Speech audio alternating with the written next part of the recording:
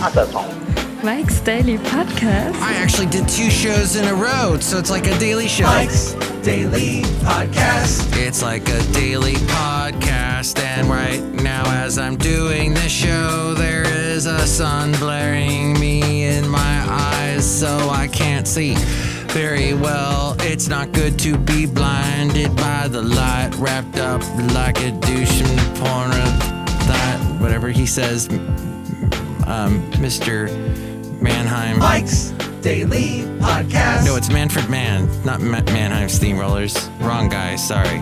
I got a little distracted. This show's called Mike's And I Am Mike. Daily So, you know, Podcast. you're gonna get a quality product. Yeah! With Mike being your fan here today.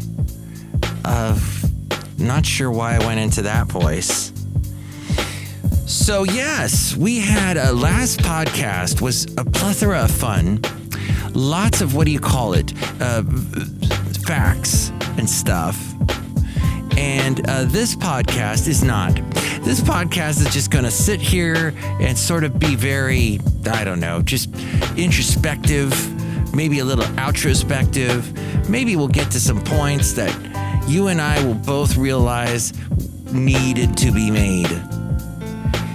Oh, I finished watching Midsummer Murders. If you have not watched that show, actually, I take that back because I have not seen the latest episodes. It's now like in season 21, maybe something. It started in the late 90s, this show. So the original actors are all gone. And it takes place in this area called Midsummer in England. And now there is, new people, new blood. Because some people, I guess they can't do over 20 years worth of television. It annoys them. So Mr. Elon Musk has decided that no more Bitcoin. Here's today's podcast picture. No more Bitcoin to buy his cars. Hey, here's a podcast picture today. It's of a lovely little spot in Coal Canyon Regional Recreation Area. I once went with Basil the Boxer. A couple times we went to this park area. And 2 years ago, I was at this particular location with Basil the Boxer. And we had to be careful because Basil was not liked by the horses, and they would kind of come up and intimidate him. So we had to move away from that area. But you can see that picture at mikesdailypodcast.com. I've been thinking a lot about the dog known as Basil the Boxer, how much I miss him. Oh, and that wonderful cat that adopted us for a short while about a month ago who's vanished. The stray cat that's gone. Now we got this new stray cat. We call him Patches.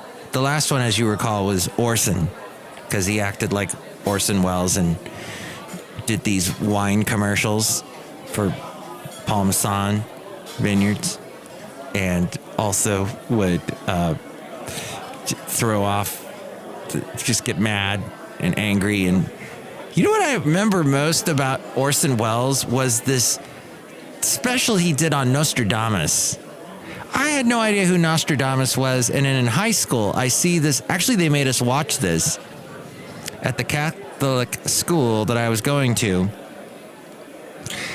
And this this special that Orson Welles did where he's reading passages, the quatrains of Nostradamus, and saying, oh, this predicted this predicted that. This is stuff that he sees in the future. And then I'm all freaking out because as soon as you hear predictions for the future, you're like, oh. When the fact of the matter is the future is always dark, gloomy, strange, murky. Who knows what's going to happen? That's why they call it the future. We have no idea. It's completely unknown.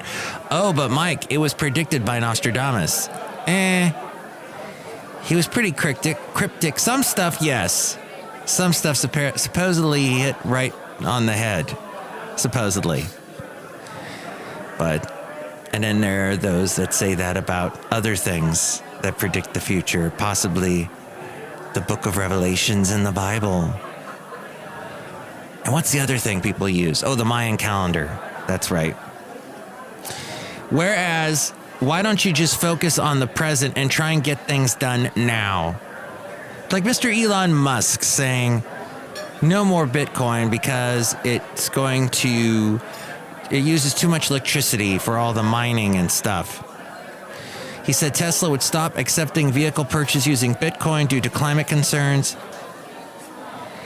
It has big concerns for the crypto world. Now there's something called chia. Yes, the chia seed, which I sometimes put in my smoothies because it's supposed to be good. I think it has omega-3 acids in it that are supposed to be healthy. And that's good for you. But there's something called chia. It's a cryptocurrency in green cryptocurrency. It uses less energy than Bitcoin to create, which I don't know if that's saying much, but his dramatic reversal wiped $8,000 off the price of Bitcoin, which fell from close to $55,000 to $47,000 in just 2 hours. Yikes. What else in this crazy world? So yes, the horrible news out of India and all the coronavirus cases happening. But now India will have 8 vaccines by the end of the year. The government of India plans to inoculate all its citizens against the coronavirus by the end of this year. 216 crore doses will be made available, and 8 different vaccines will be used for the massive drive. Covaxin, developed by the Hyderabad-based firm Bharat Biotech in collaboration with the National Institute of Virology and the ICMR, is India's first approved indigenous COVID-19 vaccine. At least 55 crore doses of Covaxin would be available by December. Covishield is the Indian brand name of the vaccine developed by the University of Oxford partnership with the British-Swedish company AstraZeneca. It is being locally produced by the Serum Institute of India. 75 crore doses of Covishield will be available by the year end. Hey, there's something else I wanted to cover. Oh, let me jump over here to find that interesting story. Speaking of the coronavirus, so perhaps you have friends that are anti-vaccinators. As we go outside a cafe anyway, where we bring you Mike's Daily Podcast, somewhere in Podcaster Valley, the last place on earth. And you can catch me. I'm going to be doing Catch Me If You Can, my favorite Leonardo DiCaprio, Steven Spielberg movie. It with Tom Hanks. And what does Tom Hanks keep saying in that movie? The guy's name. And now I can't think of the guy. Well, just the way he says it, it's so funny. And perhaps you've seen, and I love the music in that movie. It was actually John Williams did the musical score. Frank Abagnale, right? Frank Abagnale. The way Tom Hanks says his name is Carl Hanratty. This is Carl Hanratty. And then Christopher Walken was Frank Abagnale. By the way, Frank Abagnale Jr. writes books about how cybersecurity is so lax and something horrible is going to happen. And bing! Last week, we saw it, the Colonial Pipeline and all that, and the cryptocurrency the company used to pay for it, for the hack, the cyber crime against them, and they paid the ransom. And that was apparently in cryptocurrency. Another reason why I dislike cryptocurrency. It's so in the dark world, it seems. But okay, back to this interesting bit of health news, and that is that there are people who are, anti-vaxxers. They don't know what to do. It's scary, like the future. Very scary. They can't deal with it. What's in that stuff? Although 150 million people have received a COVID-19 vaccine, 34% of Americans are still hesitant about getting the shot and say they are not sure and don't want the vaccine. This is according to a recent Kaiser poll. Despite overwhelming data supporting currently authorized vaccines, all of which were found safe and highly effective in large clinical trials and in real life since FDA authorization, and I believe this is speaking to the 3 that we have in the U.S., unlike the ones I mentioned earlier, the ones here, of course, Johnson & Johnson, Moderna, and Pfizer. Some who have been hesitant to get the vaccine are changing their minds. The 68-year-old Ohio grandmother was skeptical about the vaccine, but while she said she elected to wait and see, she said she suffered severe COVID-19 and was hospitalized for 2 months at the Cleveland Clinic. She said at one point doctors told her to say their final goodbyes. Now recovered and fully vaccinated, this lady encourages anyone who will listen to get their shots. Don't wait. She said her prior hesitation was due to a belief that nothing can happen to me, right? If I could spare one person what I went through, then it was worth it. And then if they get the shot, maybe they'll tell a friend or a family member, and maybe it can extend from there. I'm hoping and hoping.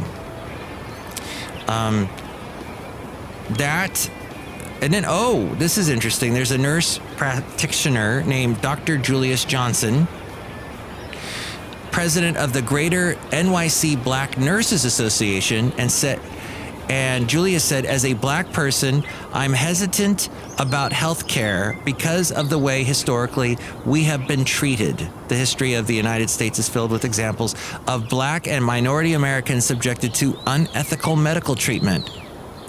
Though initially skeptical? Yes, that's probably not how you say that. Of COVID-19 vaccines, the nurse, Dr. Julius Johnson, the nurse practitioner, said he felt comforted once he understood more about the way vaccines were tested in over 100,000 people among the 3 vaccines and saw people in his community getting vaccinated. The vaccines were also tested on a diverse group comprising tens of thousands of volunteers of all different races, ethnicities, and life experiences. Ultimately, Dr. Johnson said that he decided it was more important to set an example for his family, his community, and his fellow health workers. Now he said he's educating others who are hesitant to get the vaccine, and he told ABC News that he wants those in his community to understand the truth about vaccines, their effectiveness, and how they were created, and the positivity that surrounds them. He said he wants people to make an informed decision. So and I've heard that argument from anti-vaxxers. You got to have an informed decision. You can't just listen to the media, because the media is all in the pocket of big med tech is how they rationalize it. So that doesn't sound right. You know, maybe we should ask ourselves why there are so many conspiracy theorists these days. Now, in this world. And it's apparently because in times of crisis, there's good evidence that conspiracy theories flourish. This is Joseph Pierre, psychiatrist and researcher at the David Geffen School of Medicine at UCLA. David Geffen, if you didn't know, was a big-time record promoter, record mogul guy who helped Nirvana get discovered. Was also behind Aerosmith, the big comeback for Aerosmith, and like songs like "Love in an Elevator" and what was the other big one from that era? Well, eventually leading to "I Don't Want to Miss a Thing," but kind of got Aerosmith back going. When we feel insecure, we often look for information that provides an explanation for chaotic events. People seek out alternate takes on reality when they're inclined to mistrust official ones for various reasons. Groups most prone to conspiracy theorizing include people with lower socioeconomic status, those who have been excluded or ostracized, and those who feel life is out of control. People who read the book of Revelations. There are other fine books in the Bible. Why does everyone just focus on that one? You know, I understand the Bible is a source of strength for people.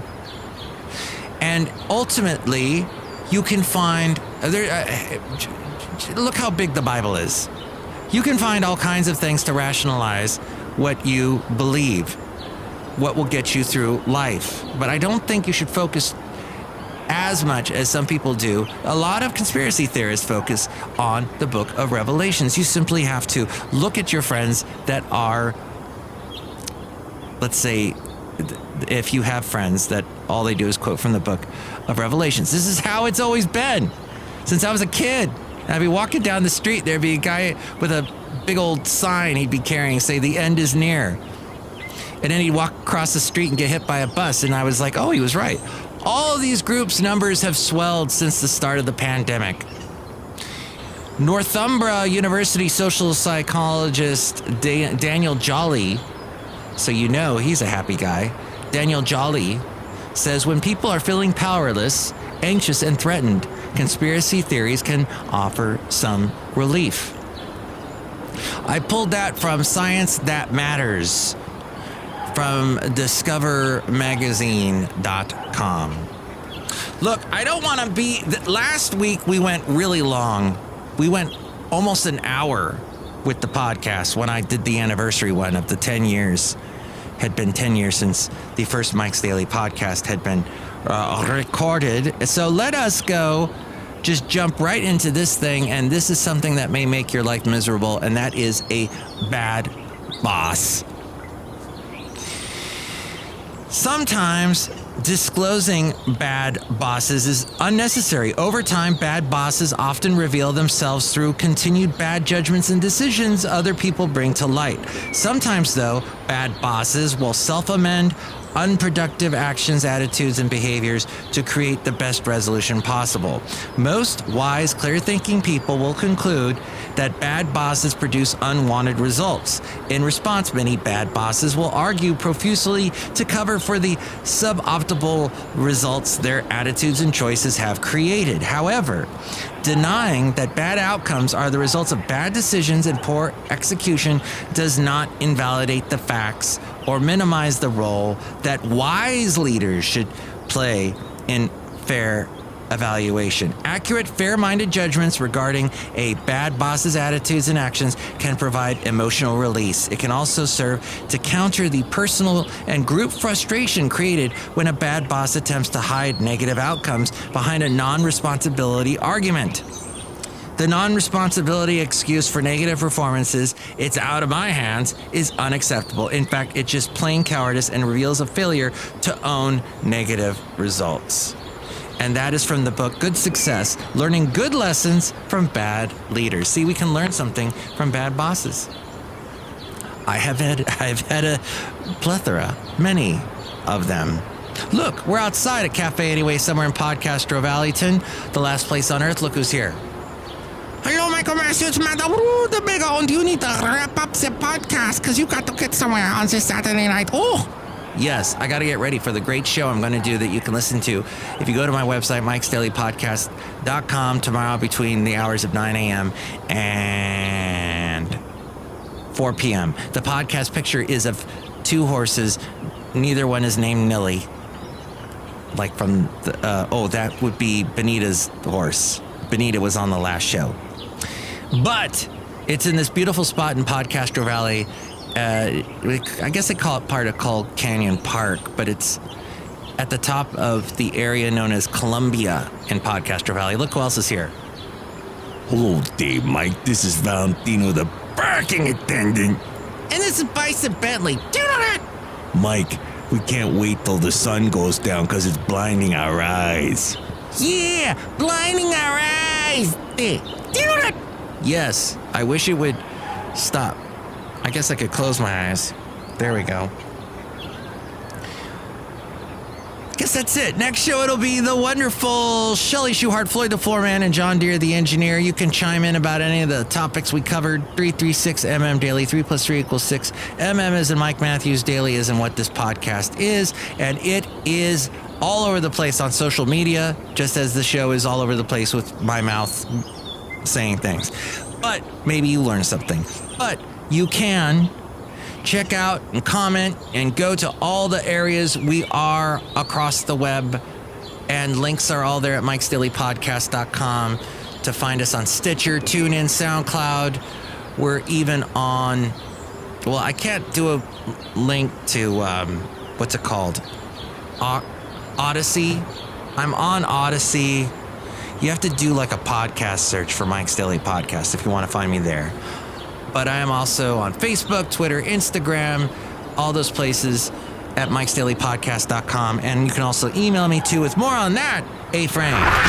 Mike's Daily Podcast is written and produced and performed by Mike Matthews. His podcast is super easy to find. Download or listen to his show and read his blog at mikesdailypodcast.com. Email Mike now at mikesdailypodcast@gmail.com. See you tomorrow. Bye. And that is episode 2241, 2241. Tell all your friends. Check out the website that I put money into, so don't make it like it's a waste of money for me. Make it profitable for both of us by checking out, and you can go to through your phone too. Go through the browser on your phone if you have Google or whatever you use. And you can check out if you just type in the wonderful website, and that is mikesdailypodcast.com. Awesome.